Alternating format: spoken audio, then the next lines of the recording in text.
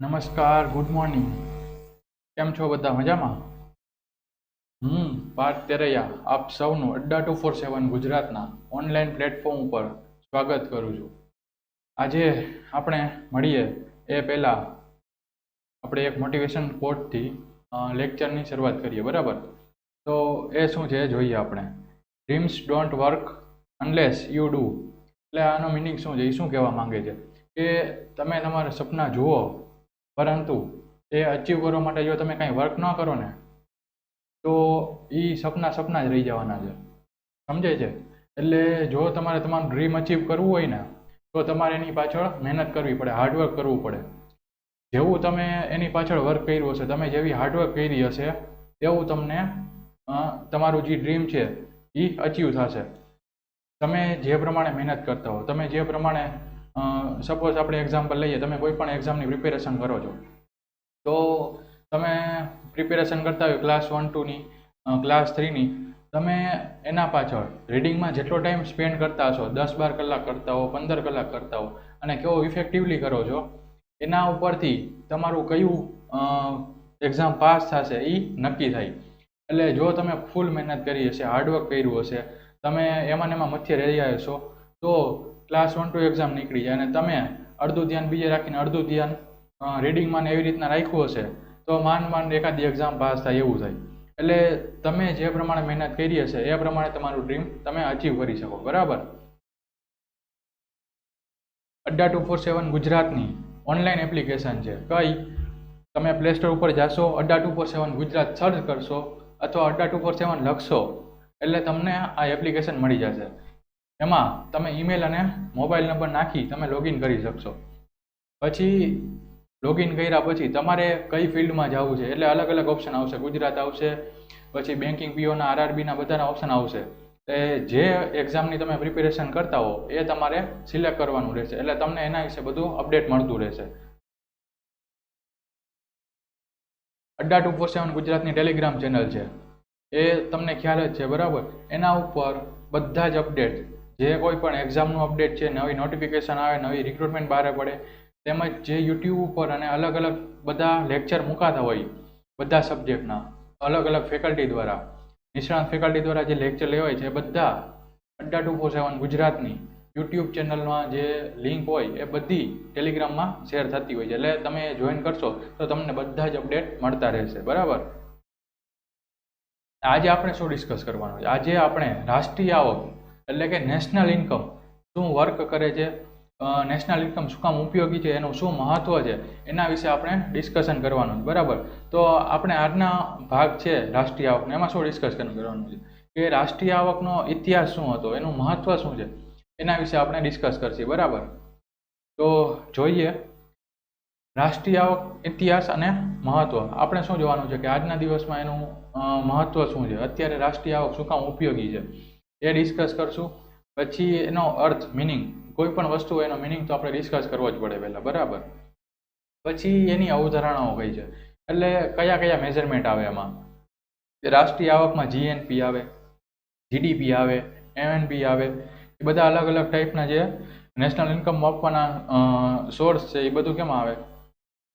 રાષ્ટ્રીય આવકની અવધારણામાં.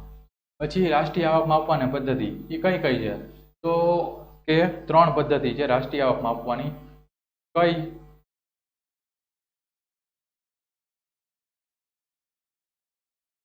એક છે ઉત્પાદનની પદ્ધતિ. કઈ? ઉત્પાદનની પદ્ધતિ. પછી બીજી છે આવકની પદ્ધતિ અને ખર્ચની પદ્ધતિ. આ 3 પદ્ધતિથી આપણે રાષ્ટ્રીય આવક મેજર કરી શકાય, બરાબર? એ આપણે અંદર ડિસ્કસ કરશી ક્યારે? ડિટેલમાં, જ્યારે આમ આગળ આવતા જશે ત્યારે. પછી છે રાષ્ટ્રીય આવકની ગણતરી વખતે ધ્યાનમાં રાખવાની બાબતો, કે નેશનલ ઇન્કમ છે એનું મેઝરમેન્ટ કરતા હોય ત્યારે શું શું બાબતની ધ્યાન રાખવી જોઈએ. આપણે ઘરમાં આપણી ઇન્કમ જે કેલ્ક્યુલેશન કરતા હોય કે આપણે ઇન્કમ આટલી છે અને એનો એક્સપેન્સ આવી રીતના કરીએ તો આપણે આટલી સેવિંગ થાય. એટલે આપણે જે પ્રમાણે ઘરમાં જીડીપી મેન્ટેન કરતા હોય આપણા ઘરનું, બરાબર, એ રીતના રાષ્ટ્રીય આવકની ગણતરી વખતે અમુક બાબતો ધ્યાનમાં રાખવી પડે. જો એ ધ્યાનમાં ના રાખીએ તો એસ્ટિમેટ વિખાઈ જાય. એટલે એ બધું પ્રોપર રીતે અને પ્રોપર ચેનલ થ્રુ કરવા માટે આપણે અમુક બાબતો ધ્યાનમાં રાખવી પડે, એ આપણે આગળ જોશું. પછી શું છે કે રાષ્ટ્રીય આવકમાં સમાવેશ થતી અને ન થતી બાબતો, એટલે રાષ્ટ્રીય આવકમાં કઈ કઈ વસ્તુ ઇન્ક્લુડ થાય અને કઈ કઈ વસ્તુ ઇન્ક્લુડ ના થાય, એટલે એ આપણે જોઈશું. આપણે કોમ્પિટિટિવ એક્ઝામની પ્રિપેરેશન કરતા હોય, બરાબર, તો આપણે શું વાંચવું ને એના કરતાં શું ના વાંચવું ને એ વધારે ખબર હોવી જોઈએ. કેમ કે ઘણી વખત શું થતું હોય, જે એક્ઝામમાં પૂછાતું જ ન હોય, અમુક વસ્તુ એવી હોય કે જે એક્ઝામમાં કોઈ દિવસ પૂછાતી નથી, પરંતુ આપણે શું કરતા હોય એને જ વાંચતા હોય. એટલે કોમ્પિટિટિવ એક્ઝામનું ફિલ્ડ એવું છે કે જે તમને શું વાંચવું એના કરતાં શું ન વાંચવું ની ખબર પડી જાય ને તો તમને અડધું 50% રિઝલ્ટ મળી જાય. એટલે આમાં એવું છે, અમુક જે બાબતો હોય એ આમાં સમાવેશ કરવાની હોય, અમુક સમાવેશ ના થતી હોય એવી બાબતો હોય, તો એનું ડિસ્કશન આપણે કરશી. રાષ્ટ્રીય આવક કરંટ સાથે જોડાયેલ આંકડાઓ, એટલે આપણે એમાં છે કે રાષ્ટ્રીય આવક છે, નેશનલ ઇન્કમ છે, કરંટમાં કેટલી છે, પાસ્ટમાં કેટલી હતી, આપણે એનું કમ્પેરિઝન કરશી. અત્યારે રાષ્ટ્રીય આવકનો ખ્યાલ જોઈએ ને આપણે, તો ક્લાસ 3ની એક્ઝામ હોય કે ક્લાસ 1-2ની એક્ઝામ હોય કે જીપીએસસીની કોઈ પણ એક્ઝામ હોય, તો રાષ્ટ્રીય આવકનો જે ટોપિક છે, એમાંથી 1-2 ક્વેશ્ચન કે 2-5 ક્વેશ્ચન આવવાની શક્યતા પૂરેપૂરી છે. એટલે આ ટોપિક છે એ ખાસ સમજો. આને છે ને સ્કીપ કરવા જેવો ટોપિક નથી. એટલે તમારું માઇન્ડ સાવ ફ્રેશ હોય ને ત્યારે આ વિડીયો લેક્ચર ચાલુ કરી તમે બેસી જવાનું અને આરામથી આ એક વિડીયો જોઈ લેશો એટલે તમને રાષ્ટ્રીય આવકનો બેઝિક ઇન્ફોર્મેશન મળી જશે અહીંયાથી. પછી આપણે બીજો લેક્ચર લેશી ત્યારે હું ડિટેલમાં એનું ડિસ્કશન કરશી આપણે, બરાબર. એટલે રાષ્ટ્રીય આવક એક ઇમ્પોર્ટન્ટ ટોપિક છે. ક્લાસ 3ની એક્ઝામ હોય કે 1-2ની, ગમે ત્યારે ગમે એક્ઝામમાં આ ટોપિકમાંથી 1-2 માર્ક કે 5 માર્કનું પૂછી શકે. એટલે આ ટોપિકને સ્કીપ કરતા નહીં ભૂલથી, એ તમને 2 થી 5 માર્ક રોકડા આપી જશે. તો હવે જોઈએ રાષ્ટ્રીય આવકનો ઇતિહાસ. કે રાષ્ટ્રીય આવક પૂર્વે, સ્વતંત્રતા પૂર્વે રાષ્ટ્રીય આવકનો ખ્યાલ શું હતો? આપણે જ્યારે બ્રિટિશરો હતા ત્યારે રાષ્ટ્રીય આવક કેલ્ક્યુલેશન કરવાનો પ્રયત્નો તો ચાલુ જ હતા, પરંતુ ધીમે ધીમે સમય જતા રાષ્ટ્રીય આવકની ગણતરી કરવા માટેનો સૌપ્રથમ પ્રયત્ન કોણે કર્યો? તો કે દાદાભાઈ નવરોજીએ. આ જે ફોટો બતાવી છે ને તમને અહીંયા, એ કોણ છે? દાદાભાઈ નવરોજી છે. દાદાભાઈ નવરોજીએ 1860માં રાષ્ટ્રીય આવક માટેનો ખ્યાલ આપ્યો. કયા પુસ્તકમાં? તો કે પોતાનું જે poverty and unbritish rule in India, આ પુસ્તકનું નામ તમે જુઓ ને એટલે ખબર પડી જાય કે બ્રિટિશ રૂલ ઇન ઇન્ડિયા. એટલે તમને સાલ પૂછ્યું હોય સપોઝ કોઈ પણ એક્ઝામમાં, અને એમ કીધું કે આ પુસ્તક દાદાભાઈ નવરોજીનું ક્યારે પ્રકાશિત થયું અને કયા પુસ્તકમાંથી એનો ખ્યાલ આવ્યો અને એ કયા વર્ષમાં પ્રકાશિત થયું હતું, તો તમે આનું પુસ્તકનું નામ વાંચો ને ત્યાં તમને આઈડિયા આવી જાય કે આ ઇન્ડિયા ઇન્ડિપેન્ડન્ટ થયું ને એ પહેલાંનું પુસ્તક હોવું જોઈએ, કેમ કે એનું નામ એવું છે, અનબ્રિટિશ રૂલ ઇન ઇન્ડિયા, બરાબર. એટલે તમને માઇન્ડમાં તરત જ સ્પાર્ક થવો જોઈએ. આવી રીતના નાના સ્પાર્ક થશે ને તમારા માઇન્ડમાં, ત્યારે તમને એમ થશે કે ના, આપણે જે વાંચ્યું ને એ ખરેખર વસૂલ છે. એટલે જ્યારે તમને માઇન્ડમાં સ્પાર્ક થવા માંડે ને ત્યારે સમજી જવાનું કે આપણી પ્રિપેરેશન ફૂલ ફોર્મમાં ચાલે છે, બરાબર. રાષ્ટ્રીય આવકની ગણતરી સૌપ્રથમ દાદાભાઈ નવરોજીએ 1860માં કરી હતી. એને કયા પુસ્તકમાં બધું બતાવ્યું હતું? તો કે poverty and unbritish rule in India. એમાં એને શું દર્શાવ્યું હતું કે પ્રતિ વ્યક્તિ વાર્ષિક રાષ્ટ્રીય આવક કેટલી રૂપિયા દર્શાવી હતી? 20 રૂપિયા. દાદાભાઈ નવરોજીએ 1860માં રાષ્ટ્રીય આવક ગણતરી માટેનો ખ્યાલ આપ્યો poverty and unbritish rule in India નામના પુસ્તકમાં. તેમાં તેમણે પ્રતિ વ્યક્તિ રાષ્ટ્રીય આવક રૂપિયા 20 દર્શાવી હતી. એટલે આ ખૂબ જ ઓછી હોય, બરાબર. આગળ જોઈએ. દાદાભાઈ નવરોજીની સાથે સાથે વિલિયમ ડિગ્ગી, ફિડલ સિરાજ, આર.સી. દેસાઈ વગેરે અર્થશાસ્ત્રીઓ બ્રિટિશ કાળ દરમિયાન રાષ્ટ્રીય આવક માપવાના પ્રયત્ન કર્યા હતા. દાદાભાઈ નવરોજીએ સ્ટાર્ટિંગ કર્યું, પછી ધીમે ધીમે અલગ અલગ અર્થશાસ્ત્રીઓએ રાષ્ટ્રીય આવક માપવાનો ખ્યાલ આપ્યો, બરાબર. આ બધા અર્થશાસ્ત્રીઓએ એક સમાન ભૂલ કરી હતી. શું ભૂલ કરી હતી? તે અમુક બાબતો આપણે ડિસ્કસ કર્યું ને કે અમુક બાબતો ધ્યાનમાં લેવાની હોય ને અમુક બાબતોને સ્કીપ કરવાની હોય. તો આ લોકોએ અમુક બાબત એવી હતી કે જે એ કેલ્ક્યુલેશનમાં ના લીધી અને ડાયરેક્ટ રાષ્ટ્રીય આવકની કેલ્ક્યુલેશન કરી નાખી. તો એ કઈ બાબત હતી એ જોઈએ આપણે. પહેલાં તો કે વૈજ્ઞાનિક પદ્ધતિ નહોતી. આ જે કેલ્ક્યુલેશન કરતા હતા નેશનલ ઇન્કમ, એ કયું નહોતું કે રાષ્ટ્રીય આવક જે કેલ્ક્યુલેશન કરી એમાં વૈજ્ઞાનિક પદ્ધતિ નહોતી. વૈજ્ઞાનિક એટલે શું? સાયન્ટિફિક મેથડ નહોતી એ કઈ, જે ઓલ્ડ મેથડ પોતાની રીતે ડેવલપ કરી હોય ને એવી મેથડ હતી, જેના લીધે તમને પ્રોપર નેશનલ ઇન્કમ મળી શકે નહીં. એટલે પ્રોપર નેશનલ ઇન્કમ જો તમારે જોતી હોય તો તમારે એક સાયન્ટિફિક પદ્ધતિ અપનાવવી પડે, બરાબર, જેના લીધે તમે પ્રોપર રીતે તમે એનું એનાલિસિસ મેળવી શકો અને કઈ રીતના ઇન્કમ છે એ તમે જોઈ શકો. પછી આવે છે આંકડાશાસ્ત્રનું જ્ઞાન ન હતું.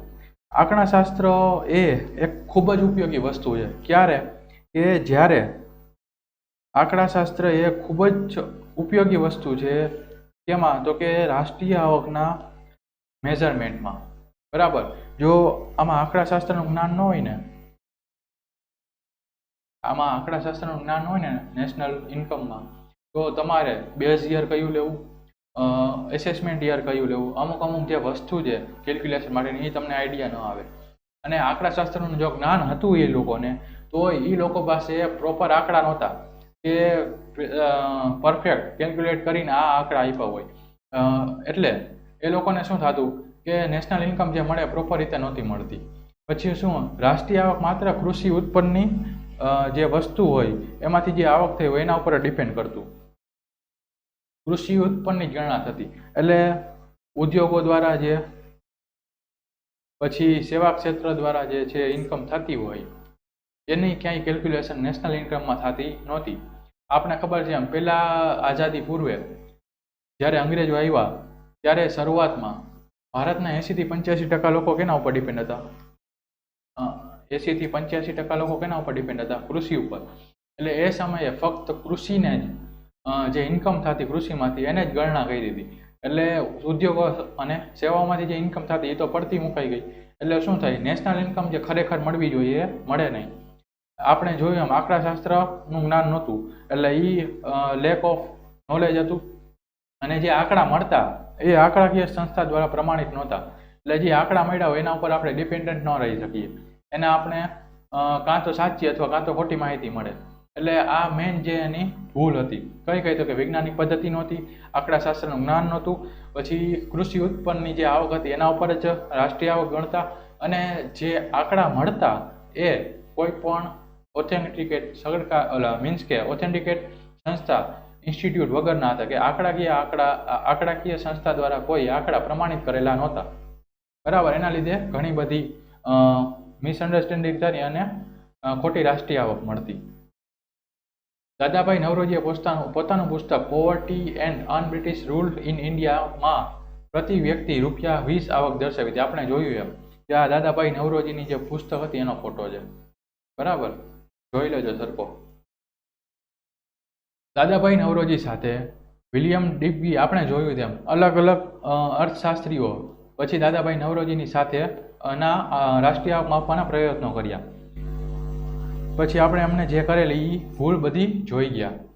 હા, એક છે, જો દાદાભાઈ નવરોજી છે તેમને રાષ્ટ્રીય આવકનો જે ખ્યાલ આપ્યો એની સાથે સાથે ગરીબીનો ખ્યાલ પણ આપ્યો. ગરીબી કઈ રીતના મેજર કરી શકાય એ પણ ખ્યાલ આપ્યો, કે રાષ્ટ્રીય આવક આટલી છે એના ઉપરથી અલગ અલગ ખ્યાલ આપ્યો. પછી એમણે રાષ્ટ્રીય આવકની સાથે ગરીબીનો ખ્યાલ આપ્યો. આપણે આમ જોવા જઈએ તો દાદાભાઈ નવરોજીને આમ ખાસ કોઈ લોકો ઓળખતા નથી, પરંતુ દાદાભાઈ નવરોજીએ આટલા બધા ખ્યાલો આપ્યા છતાંય લાઇમલાઇટમાં નથી આવ્યા. લાઇમલાઇટમાં કોણ આવ્યું? કે જે દેશ આઝાદ કરવા માટેની ચળવળ કરી ને એ લોકો લાઇમલાઇટમાં આવ્યા છે. પરંતુ દેશની પાછળ જે લોકોએ દેશ ઊભો કરવા માટેની મહેનત કરી ને એ લોકોના નામ બહુ જ ઓછા ચર્ચાય છે. દાદાભાઈ નવરોજી એવા લોકો જે દેશની ઇકોનોમી બિલ્ડ કરી, દેશમાં ઇકોનોમી કઈ રીતના બિલ્ડ કરી શકાય એ અલગ અલગ પ્રયત્નો કર્યા, એ લોકો લાઇમલાઇટમાં બહુ ઓછા આવ્યા છે, બરાબર. એટલે આપણે જોઈ શકીએ કે દાદાભાઈ નવરોજીએ રાષ્ટ્રીય આવક અને ગરીબીના 2 મોસ્ટ ઇમ્પોર્ટન્ટ ખ્યાલ આપ્યા હતા, જેના લીધે આપણે દેશમાં કેટલો ગ્રોથ થયો, કેટલું ડેવલપમેન્ટ થયું એ બધું આપણે જાણી શકીએ.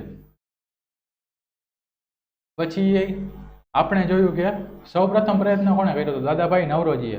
પછી વૈજ્ઞાનિક પદ્ધતિથી આપણે જોયું ને, વૈજ્ઞાનિક પદ્ધતિનો અભાવ હતો પહેલાં, તો વૈજ્ઞાનિક પદ્ધતિથી રાષ્ટ્રીય આવકની ગણતરી કરવાનું ચાલુ કરનાર કોણ હતા? તો કે પ્રોફેસર VKR રાવ. ક્યાં ગયા? આ એમનો ફોટો છે. Professor VKRV Rao. આમાં આટલું બધું નામ છે એટલે કન્ફ્યુઝ ન થતા, ફૂલ ફોર્મ યાદ રાખશો તમે ભૂલી જશો, બરાબર. એટલે ફૂલ ફોર્મ યાદ નહીં રાખવાનું, ખાલી VKRV રાવ એ રીતના યાદ રાખી લેજો. VKRV રાવે તેના પુસ્તક the national income in British ઇન્ડિયામાં રાષ્ટ્રીય આવકનો ઉલ્લેખ કરેલો છે. National income in British India, આમાં બી તમને આઈડિયા આવી જાય કે આમાં બ્રિટિશ ઇન્ડિયા આવ્યું, બરાબર. એટલે આ પુસ્તક ડેફિનેટલી આઝાદી પૂર્વે લખાયેલું હોવું જોઈએ. The national income in British India, આ પુસ્તક પ્રોફેસર VKRV રાવે આઝાદી પહેલાં લખ્યું હશે, અને એમાં તેમણે વૈજ્ઞાનિક પદ્ધતિથી સાયન્ટિફિક મેથડથી રાષ્ટ્રીય આવક નેશનલ ઇન્કમની કઈ રીતના ગણતરી કરી શકાય તેનો ખ્યાલ આપ્યો, બરાબર. 1931માં પ્રોફેસર VKRV રાવે પ્રતિ વ્યક્તિ રાષ્ટ્રીય આવક માત્ર ₹44 બતાવી હતી. આમાં કેટલી જોઈ આપણે જોયું તેમ દાદાભાઈ નવરોજી 1860માં કેટલી બતાવી હતી? ₹20. અને VKRV રાવે 1931માં કેટલી બતાવી? ₹44. એટલે ડે બાય ડે આપણે જોઈએ ને તો ઇન્ક્રીઝ થતું જાય છે. રાષ્ટ્રીય આવક જે મેન્શન કરી એમાં દિવસે ને દિવસે ચેન્જ થતો જાય છે, બરાબર. હવે આગળ જોઈએ આઝાદી બાદ રાષ્ટ્રીય આવક. આઝાદી બાદ કેન્દ્ર સરકારે 4 ઓગસ્ટ 1949ના એક રાષ્ટ્રીય આવક સમિતિની રચના કરી. રાષ્ટ્રીય આવક સમિતિ શું કરે? એ રાષ્ટ્રીય આવક સમિતિ છે એ રાષ્ટ્રની આવક કેટલી છે, નેશનલ ઇન્કમ કેટલી છે, કયા કયા સેક્ટરમાંથી કેટલી આવક થઈ, કેટલો ખર્ચ થશે, એનું બધું કેલ્ક્યુલેશન ને બધું કોણ કરે? તો કે રાષ્ટ્રીય આવક સમિતિ. એમાં અધ્યક્ષ સ્થાને કોને રાખવામાં આવ્યા? તો કે PC મહાલનોબિસ. મહાલનોબિસ એ મહાન વ્યક્તિ હતા. કયા? તો કે ઇકોનોમિક ક્ષેત્રના, બરાબર. કેન્દ્ર સરકારે જે રાષ્ટ્રીય આવક સમિતિ નેશનલ ઇન્કમ કમિટી રહી છે એમાં અધ્યક્ષ સ્થાને કોને બેસાડ્યા? તો કે PC મહાલનોબિસને બેસાડ્યા. 1949માં NICએ પ્રતિ વ્યક્તિ રાષ્ટ્રીય આવક 246.9 એટલે ઓલમોસ્ટ કેટલી થઈ? ₹247 એને બતાવી. 1860માં 1900 ને આપણે જોયું આગળ 1860માં કેટલી હતી? ₹20. પછી 1931માં ₹44 અને 1931માં કેટલી હતી? 1931માં કેટલી હતી આપણે? ₹44. અને 1949માં કેટલી આવી? ₹246. ઓલમોસ્ટ 247 કહી શકીએ. એટલે આપણે જોઈએ ને તો 1860 થી લઈ 1949 સુધી ડે બાય ડે જે પ્રતિ વ્યક્તિ રાષ્ટ્રીય આવક છે ને વાર્ષિક એ ઇન્ક્રીઝ થતી જાય છે. એટલે ધીમે ધીમે એમાં ડેવલપમેન્ટ આવતું જાય, બરાબર. જેના લીધે શું થાય છે કે આપણે એમ કહી શકીએ કે દેશનો વિકાસ છે એ સ્પીડ પકડી છે અને ધીમે ધીમે વધવા લાગ્યો છે, બરાબર. અંગ્રેજોએ જે પ્રમાણે શોષણ કર્યું હતું એમાંથી ભારત ઊભું થવા લાગ્યું છે અને એની રાષ્ટ્રીય આવક છે પ્રતિ વ્યક્તિ ધીમે ધીમે ગ્રો કરવા લાગી, બરાબર. ભારતમાં મહાન આંકડાશાસ્ત્રી PC મહાલનોબિસ ના જન્મદિવસ 29 જૂને રાષ્ટ્રીય આંકડાશાસ્ત્ર દિવસ તરીકે મનાવાય છે. 29 જૂને શું ઉજવવામાં આવે છે? તો કે રાષ્ટ્રીય આંકડાશાસ્ત્ર દિવસ. શું કામ? કે એ દિવસ છે એ આપણા મહાન આંકડાશાસ્ત્રી PC મહાલનોબિસનો બર્થડે હતો. PC મહાલનોબિસ છે એ આંકડાશાસ્ત્રી હતા અને અર્થશાસ્ત્રી પણ હતા સાથે સાથે. ઓમ જોઈએ તો એને આંકડાશાસ્ત્રનું વધુ તલસ્પર્શી જ્ઞાન હતું અને તે સાથે સાથે અર્થશાસ્ત્રનું પણ જ્ઞાન ધરાવતા હતા. PC મહાલનોબિસને ભારતીય આંકડાશાસ્ત્રના પિતા તરીકે ઓળખવામાં આવે છે. આંકડાશાસ્ત્રના પિતા કોણ? તો કે PC મહાલનોબિસ. PC મહાલનોબિસનું આપણે પહેલેથી જોઈએ 4 ઓગસ્ટ 1949માં રાષ્ટ્રીય આવક સમિતિની રચના કરી. એમાં અધ્યક્ષ સ્થાને કોણ હતા? PC મહાલનોબિસ. મહાલનોબિસને આંકડાશાસ્ત્રના પિતા તરીકે ઓળખવામાં આવે છે અને એમના જન્મદિવસ 29 જૂનને આંકડાશાસ્ત્ર દિવસ કયો? નેશનલ આંકડાશાસ્ત્રીય દિવસ તરીકે ઓળખવામાં આવે છે, બરાબર. 17% ડિસ્કાઉન્ટ હજુ બી અવેલેબલ છે. એ ડિસ્કાઉન્ટ તમારે જો ગ્રેબ કરવું હોય તો Y596 નો કોડ યુઝ કરી તમે 17% ડિસ્કાઉન્ટ મેળવી શકશો. આ ઉપર લિમિટેડ પીરિયડ માટે જ છે હવે, બરાબર. એટલે 17% ડિસ્કાઉન્ટ સાથે જો તમે પ્રિપેરેશન કરતા હો GPSC એક્ઝામ છે, CDPO છે, DYSO છે, SCFની અને ટેસ્ટ સિરીઝ છે, અલગ અલગ મહાપેક છે, એ તમે 17% ડિસ્કાઉન્ટથી પરચેસ કરી શકશો. ક્યાં? તો કે ખાલી ને ખાલી જો વાઈફાઈ 96 નો કોડ યુઝ કરશો તો જ તમને 17% ડિસ્કાઉન્ટ મળશે. બરાબર, એટલે આ ઓફર છે અવેલેબલ, તો એનો લાભ લેવાનો ચૂકતા નહીં. બરાબર, નેક્સ્ટ જોઈએ કે આમાંથી ક્વેશ્ચન કયા કયા ટાઈપના પૂછી શકે. જીપીએસસીમાં આ લોકોએ હમણાં છેલ્લા 1 વર્ષથી દિનેશ લાસા સાહેબ આવ્યા, એને છેલ્લે જતા ઘણો બધો ચેન્જ કરી દીધો કે યુપીએસસી લેવલનું યુપીએસસીમાં જે લેવલથી ક્વેશ્ચન પૂછે છે એ જ લેવલ જીપીએસસીમાં ટ્રાય કર્યું અને બેઠું મૂકી દીધું. એનાથી શું થાય છે કે ક્વેશ્ચન તમારે છે ને પરફેક્ટ વાંચવો પડે. જો ક્વેશ્ચન પરફેક્ટ ના વાંચો ને તો તમે ગોટે ચડી જાઓ. ક્વેશ્ચન પરફેક્ટ વાંચવામાં શું હોય કે પેલું સેન્ટેન્સ તમે ક્વેશ્ચન વાંચો, પછી નીચે 3-4 સેન્ટેન્સ આપ્યા હોય. હવે તમે 3-4 સેન્ટેન્સ પૂરા કરો તો ઉપરનો ક્વેશ્ચન ભૂલાઈ ગયો, એટલે તમે કન્ફ્યુઝ થઈ જાઓ કે હારું આમાં જવાબ શું લખવો. એટલે તમારો ટાઈમ છે ને એમાં કન્ઝ્યુમ થઈ જાય. બરાબર, એટલે આ ક્વેશ્ચનને તમે જ્યારે વાંચો ને ત્યારે એને પરફેક્ટ રીતે વાંચવાનું. સપોઝ આપણે જોઈએ ભારતમાં રાષ્ટ્રીય આવક સંબંધિત નીચેમાંથી કયું વિધાન સાચું છે. હવે આમાં એમ કીધું છે સાચું છે, જો અહીંયા. બરાબર, હવે તમને એની જગ્યાએ એમાં કહી દે ખોટું છે. એટલે તમારે વાંચવામાં ખાસ ધ્યાન રાખવાનું કે આમાંથી સાચું વિધાન કીધું છે કે ખોટું વિધાન કયું છે. એ તમારે ક્વેશ્ચન ખાસ એમાં ધ્યાન રાખીને વાંચવો પડે. જો ન રાખો તો તમે ગોઠે ચડી જાઓ. કેમ કે જો નીચેના 3-4 સેન્ટેન્સ આપ્યો હોય તમે વાંચો ને ત્યાં તમને ઉપરનો ક્વેશ્ચન ભૂલાઈ જાય. પછી શું કે આમાં પેલું ઓપ્શન શું છે કે દાદાભાઈ નવરોજીએ 20 રૂપિયા પ્રતિ વ્યક્તિ પ્રતિ વર્ષ આવકનો અનુમાન લગાવ્યો હતો. આપણે ડિસ્કશન કરી ગયા કે દાદાભાઈ નવરોજીએ 20 રૂપિયા પ્રતિ વ્યક્તિ પ્રતિ વર્ષ આવકનો અનુમાન લગાવ્યો હતો.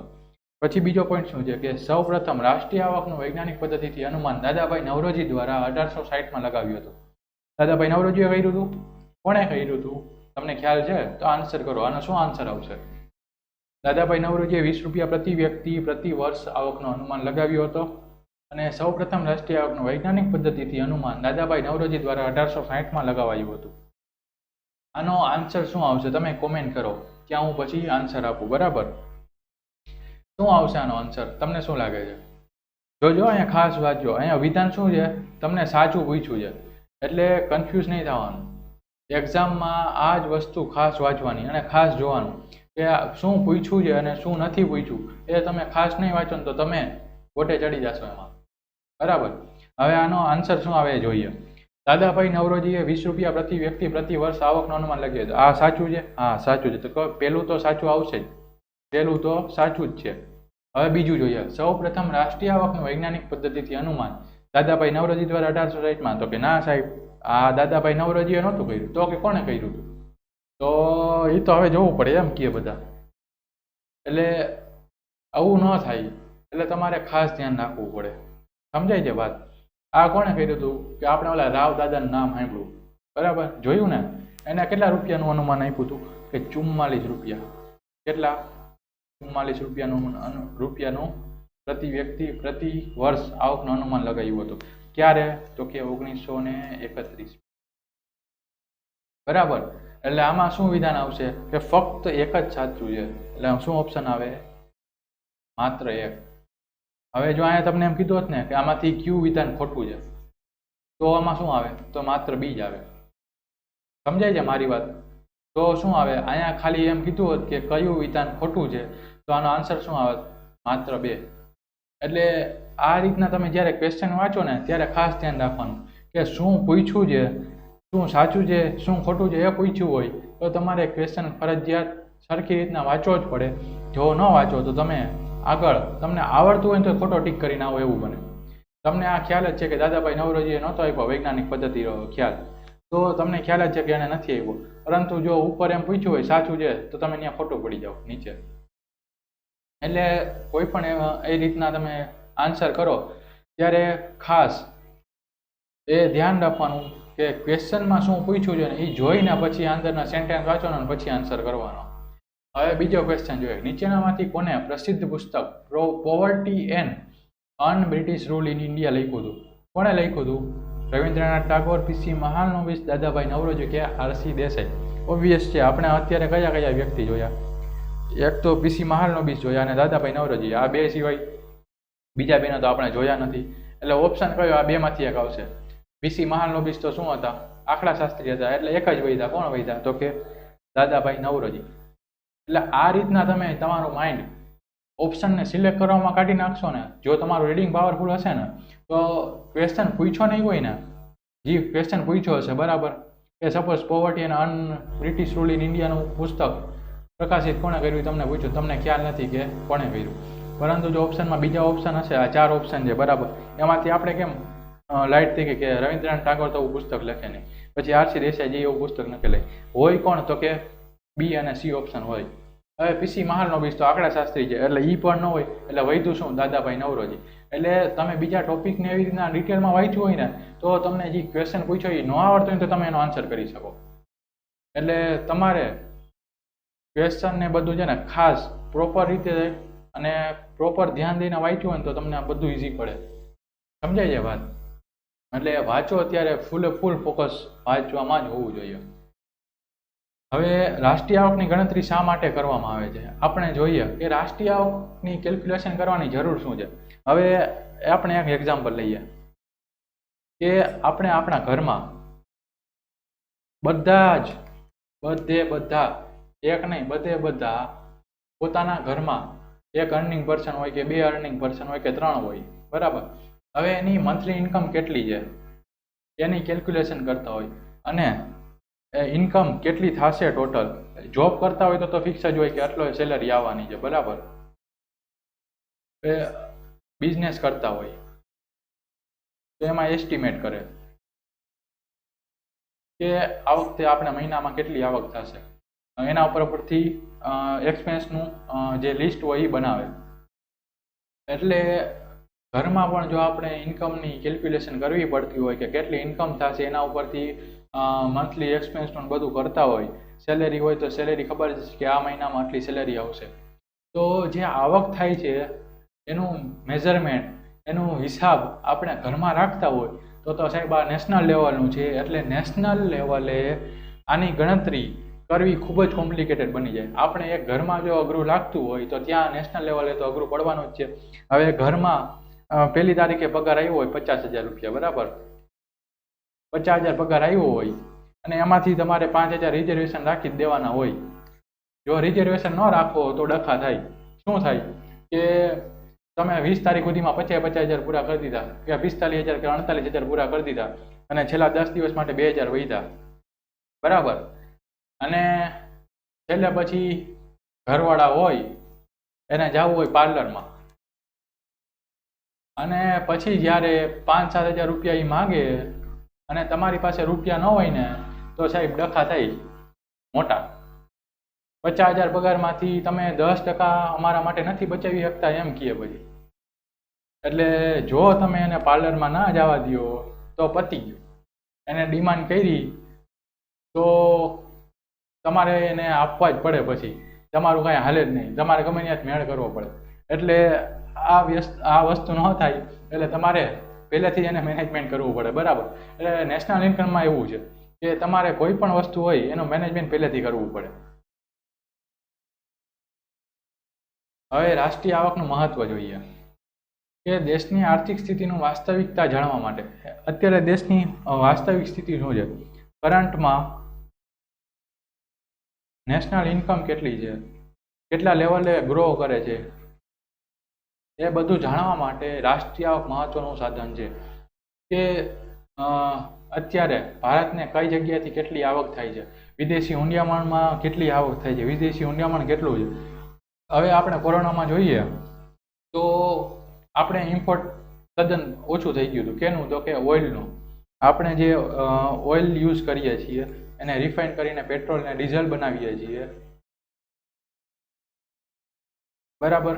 તો એનું કોરોનાના સમયગાળા દરમિયાન 1.5 કે 2 વર્ષ જે કોરોના રહ્યો એ પીરિયડ દરમિયાન ઓઇલ એટલે કે પેટ્રોલ ડીઝલનું જે રો મટીરિયલ આવે એની ઇમ્પોર્ટ સાવ ડાઉન થઈ ગઈ હતી. ઇમ્પોર્ટ ડાઉન થઈ એટલે શું થયું તો કે જે વિદેશી હુંડિયામણ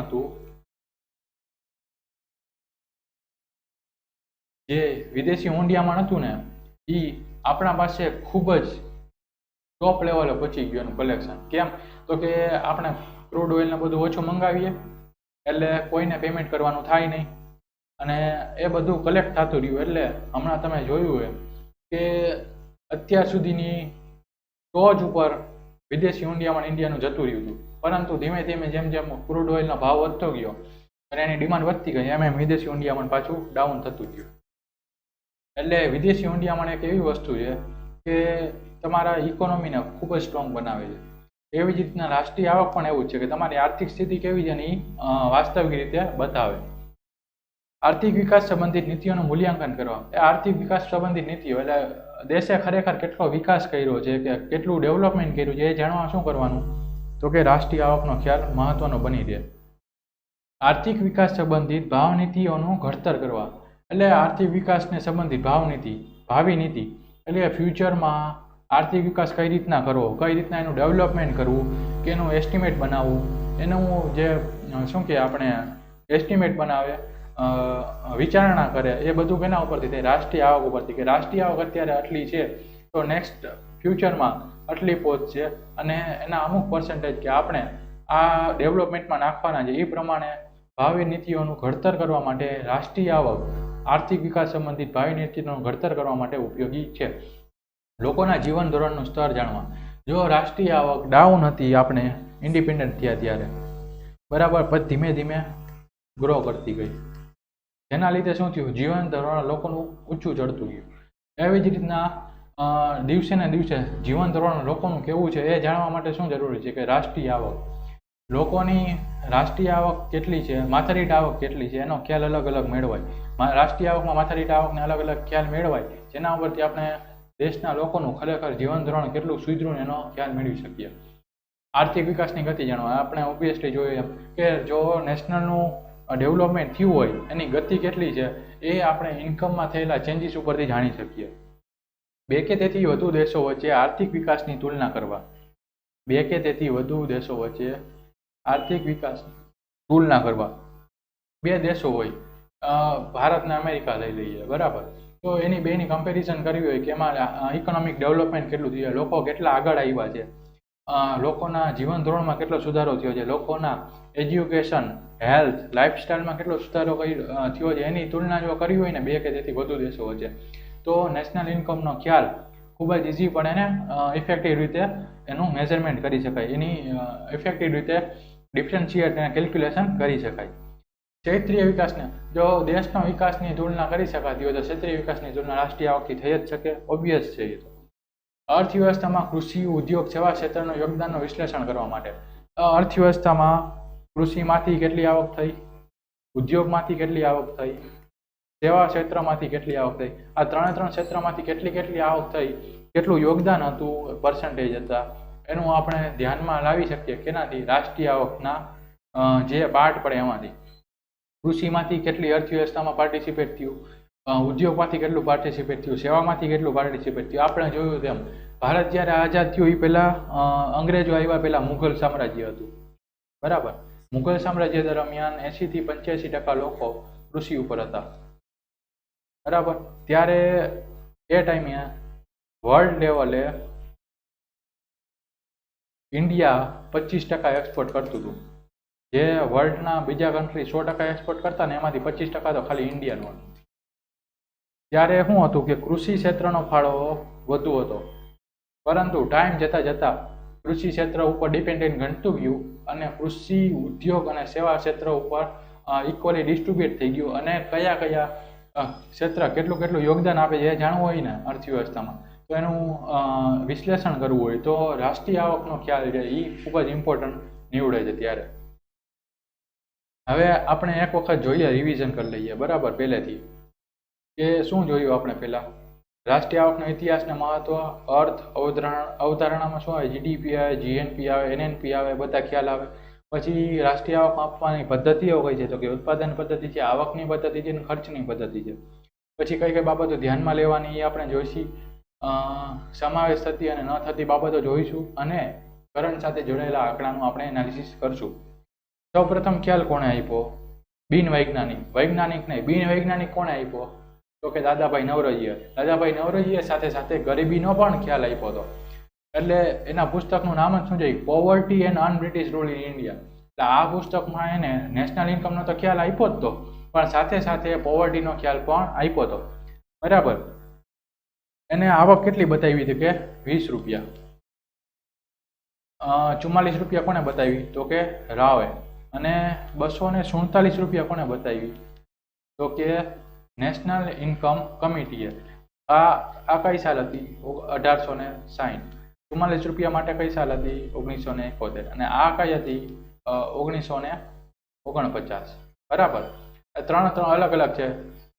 1860માં 20 રૂપિયા, 1971માં 44 રૂપિયા અને 1949માં 247 રૂપિયા. બરાબર. એમાં જે ખામીઓ હતી કે આંકડા શાસ્ત્રનું જ્ઞાન નહોતું, કૃષિ ઉત્પાદનના ધ્યાનમાં લેતા જે આવક થતી આંકડા પ્રોપર નહોતા, એટલે આ બધી એની વીકનેસ હતી. ત્યારે આ પોવર્ટી અને અનબ્રિટિશ રૂલ નામનું રૂલ ઇન ઇન્ડિયા નામનું પુસ્તક કોણે લખ્યું હતું કે દાદાભાઈ નવરોજીએ લખ્યું. બરાબર છે. પછી દાદાભાઈ નવરોજી પછી કોણ આવ્યા વૈજ્ઞાનિક ખ્યાલ આપવા વાળા તો કે પ્રોફેસર વી રાવ. તેણે national income in British India નામના પુસ્તકમાં 1971માં 44 રૂપિયા ઇન્કમ બતાવી, આપણે જોયું એમ. પછી કોણ આવ્યું તો કે પીસી મહાલનોબિસ, જેના અધ્યક્ષ સ્થાને હતા એવી રાષ્ટ્રીય આવક સમિતિ 4 ઓગસ્ટ 1949માં સ્થપાણી. એમાં પ્રતિ વ્યક્તિ રાષ્ટ્રીય આવક કેટલી હતી 247 રૂપિયા હતી. કેટલી તો કે 247 રૂપિયા. આપણે જોયું એમ પહેલા 30 રૂપિયા પહેલા કેટલી હતી કે 20 રૂપિયા હતી પહેલા. 1860માં 20 રૂપિયા. આ ખાસ યાદ રાખવા, આ સ્ટેટિક ડેટા છે, ગમે એ એક્ઝામમાં પૂછી લે. ક્લાસ 3ની એક્ઝામ હોય એમાં બેઠો ક્વેશ્ચન પૂછી લે. આ સ્ટેટિક ડેટા છે એટલે યાદ રાખતા જજો ધીમે ધીમે. બરાબર. પહેલા કોણ આવ્યું 20 રૂપિયા, પછી 44 રૂપિયા, પછી 247 રૂપિયા. સાલ યાદ રાખી લેવાની લાઈનમાં 1860, 1971 અને 1949. બરાબર. પહેલા કોણ હતા દાદાભાઈ નવરોજી, પછી કોણ આવ્યા રાવ, પછી કોણ આવ્યું રાષ્ટ્રીય આવક સમિતિ. એટલે આ ત્રણનો કોઠો બનાવી લેવાનો, કમ્પેરિઝન કરીને મૂકી દેવાની. એટલે તમને શું થાય કે આખું તમે ગો થ્રુ ન જવું પડે. તમે ખાલી એમાં શોર્ટ બનાવેલું હોય એમાં જોઈ લો ને ટેબલ, એટલે તમને સીધું માઇન્ડમાં સ્પાર્ક થઈ જાય કે ના આ બધું આ રીતના આ સિક્વન્સમાં આવે છે. બરાબર. પીસી મહાલનોબિસ કોણ હતા તો કે રાષ્ટ્રીય આંકડા શાસ્ત્રી હતા આપણા દેશના. અને એના જન્મદિવસ 29 જૂનને રાષ્ટ્રીય આંકડા શાસ્ત્ર દિવસ તરીકે ઓળખવામાં આવે છે અને તેમને આંકડા શાસ્ત્રના પિતા તરીકે ઓળખવામાં આવે છે. આ ક્વેશ્ચન આપણે જોયા. અત્યારે તો 2 જ ક્વેશ્ચન એડ કર્યા છે, પણ ધીમે ધીમે આપણે આગળ જતા તમને હું જે ટોપિક ભણાવીશ, બરાબર, નેશનલ ઇન્કમ છે, પછી જીડીપી આવશે, બરાબર, એમાં સબ ટોપિકમાં. તો જીડીપીના કયા ટાઈપના ક્વેશ્ચન એમાં પૂછાય ને એ ક્વેશ્ચન આપણે પાછળ એમાં એડ કરી દઈશું ક્વિઝ ટાઈપનું, અને એનો તમારે આન્સર કરવાનો રહે તમારી રીતે. અથવા તો હું આગલા લેક્ચરમાં, સપોઝ કે આજે લેક્ચર છે તો હું એમાં 2-3 ક્વેશ્ચન મૂકી દઈશ, અને તમારે 2-3 ક્વેશ્ચનનો જે આન્સર છે જીપીએસસી પેટર્નનો એ તમારે નેક્સ્ટ લેક્ચરમાં આન્સર પ્રિપેર કરીને લઈ આવવાનો. અને નેક્સ્ટ લેક્ચરમાં હું તમને આન્સરનું સોલ્યુશન કરાવીશ, ક્વેશ્ચનનું સોલ્યુશન કરાવીશ. એટલે હવે આપણે જ્યારે મળશે નેક્સ્ટ લેક્ચરમાં ત્યારે હું જે ટોપિક કરાવીશ એ ટોપિકના 3 થી 4 ક્વેશ્ચન હું સ્લાઇડમાં મૂકી દઈશ, અને એને તમારે હોમવર્કમાં લેવાના. એ તમારે એના એનાલિસિસ કરી તમારે નેક્સ્ટ લેક્ચરમાં એના આન્સર કરવાના, અને હું એ ક્વેશ્ચન હું સમજાવીશ તમને નેક્સ્ટ લેક્ચરમાં ડિટેલમાં. એટલે તમે જે આન્સર આપ્યા છે સાચા છે કે ખોટા એ આપણે ડિટેલમાં સમજશું નેક્સ્ટ લેક્ચરમાં. સમજાય છે? એટલે આ તમને ક્વેશ્ચન જો અહીંયા આવી રીતના મૂકતો જાય છે ને તમને ટોપિક વાઇઝ ખ્યાલ આવતો જશે કે કયા ટાઈપના કયા પ્રકારના ક્વેશ્ચન પૂછે છે. અને આપણે ડિસ્કસ કર્યું એમ આ જે ક્વેશ્ચનમાં જે શું પૂછ્યું એના ઉપર ખાસ ધ્યાન રાખવાનું. અને જો એ ખાસ ધ્યાન નહીં રાખવાનું તો અહીંયા તમને આવડતું હશે ને તો તમે ખોટું કરીને આવી જશો. એટલે તમારો 1 માર્ક તો જશે, ભેગો ખોટો પડશે એટલે 0.25 જ જશે. એટલે તમને એક ક્વેશ્ચન ખોટો પડે 1.25 માર્કનું નુકસાન જશે. બરાબર. એટલે આ વસ્તુમાં ખૂબ જ ધ્યાન રાખવાનું અને ખૂબ જ ધ્યાનથી વાંચીને આન્સર કરવાનો. પછી આપણે અલગ અલગ મહત્વ જોયું. હવે આપણે નેક્સ્ટ લેક્ચરમાં શું જોવાનું, રાષ્ટ્રીય આવકનો ભાગ બીજો જોશું. અહીંયા એક છે, ત્યાં આપણે રાષ્ટ્રીય આવકનો ભાગ 2 જોવાના છીએ. બરાબર. એમાં શું આવશે તો કે જીડીપી આવશે. રાષ્ટ્રીય આવકમાં હવે શું આવશે તો કે જીડીપી, પછી જીએનપી, અલગ અલગ ટાઈપના જેના પ્રકાર છે, શું કે આપણે અવધારણાઓ છે એ આપણે નેક્સ્ટ લેક્ચરમાં ડિસ્કસ કરશું. જીડીપી છે, જીએનપી છે, એનએનપી છે, આ બધું ડિસ્કશન આપણે ક્યારે કરશું કે નેક્સ્ટ લેક્ચરમાં. પરંતુ હું 2 દિવસ અવેલેબલ નથી. કઈ તારીખ તો કે 14 અને 15. આપણે સીધા મળશું હવે ક્યારે તો કે 16 તારીખે. ત્યારે આપણે જીએટીવી જીએનપી અલગ અલગ જે નેશનલ ઇન્કમના ખ્યાલ છે ને એનું ડિસ્કશન આપણે તે લેક્ચરમાં જોઈશું. બરાબર, તો આજે અહીંયા સુધી રાખીએ. જીપીએસસી એસીએફ એક્ઝામ જો તમે ફોર્મ ભરેલું હોય તેના ફૂલ કોર્સ 1 ઓગસ્ટથી શરૂ થઈ ગયો છે. અડ્ડા 247ની એપ્લિકેશન તમે સાઇટ ઉપર એના પર જઈ તમે પરચેસ કરી શકશો અને કોડ Y596 નો તમે Y596 નો કોડ યુઝ કરશો ને તો તમને 17% ડિસ્કાઉન્ટ મળશે. કેટલું? 17% ડિસ્કાઉન્ટ. એટલે જો તમે પ્રિપેરેશન કરતા હો તો તમે આ કોર્સ એક્સેસ કરો એવું હું માર્ગદર્શન આપું છું. અને જો તમે એક્સેસ કરશો તો તમને એક્ઝામમાં ઘણો બધો બેનિફિટ થશે. જીપીએસસીની બ્રહ્માસ્ત્ર બેચ શરૂ થવા જઈ રહી છે. ક્યારથી? કે 16 ઓગસ્ટથી. હવે માંડ 1 કે 2 દિવસ છે. બરાબર, એમાં શું શું છે તો કે 5000 પ્રશ્નો છે, 50 દિવસનો કાર્યક્રમ છે અને 200 કલાકનું આયોજન છે લાઈવ લેક્ચરનું. એટલે તમે 5000 ક્વેશ્ચનનું સોલ્યુશન 200 કલાકના લાઈવ લેક્ચરથી થશે. તમને જે કંઈ ડાઉટ હશે એ બધા જ આ જે ઓનલાઈન જે છે મીન્સ કે સોલ્યુશન કરાવશે 200 કલાકના જે ડ્યુરેશન છે એમાં. તમને જે કાંઈ ડાઉટ હોય, તમે જે કાંઈ ઇસ્યુ હોય, તમને કાંઈ ના સમજાતું હોય એ તમે આ લાઈવ ક્લાસ જ્યારે હશે ત્યારે તમે એમાં પૂછી શકશો. અથવા તો ઓફલાઈન હશે તો પણ એ ફેકલ્ટીને જે સબ્જેક્ટના જે નિષ્ણાત ફેકલ્ટી છે એનો તમે કોન્ટેક્ટ કરી તમે એના આગળથી ગાઈડન્સ લઈ શકશો. બરાબર, તો આ બ્રહ્માસ્ત્ર બેચ જીપીએસસીની ચાલુ થાય છે એમાં તમે જોડાઓ. બરાબર, અને એનો લાભ લો અને લાભ લેવાનું ભૂલતા નહીં. Thanks for watching. અડ્ડા 247 ગુજરાતની આ યુટ્યુબ ચેનલ છે. તમે એને વધુને વધુ શેર કરો, લાઈક કરો અને તમારા મિત્રોને સબસ્ક્રાઈબ કરવાનું કહો. બરાબર, આપણે હમણાં છેલ્લા 1-2 દિવસમાં કે જીપીએસસીની મેરેથોન ચાલુ થઈ છે. આમાં છે નહીં, પરંતુ હું તમને બતાવું. 1 જ મિનિટ ચાલુ રાખજો. જીપીએસસીની મેરેથોન ચાલુ થઈ છે. જો આ પોસ્ટર તમને બતાવી છે, આ પોસ્ટર બતાવી છે, એમાં જીપીએસસીની મેરેથોન ચાલુ થઈ છે યુટ્યુબ ઉપર. એ 5 સેશન છે. એ 5 સેશન અલગ અલગ તમને દર 2-2 દિવસે એમાં GS1 અને GS2ના 200 ક્વેશ્ચન લાઈવ યુટ્યુબ ઉપર જોવા મળશે. તો આ બિલકુલ સાહેબ તમારા માટે અડ્ડા 247 ચાલુ કર્યું. તમારા માટે આ બિલકુલ ફ્રી સિરીઝ છે.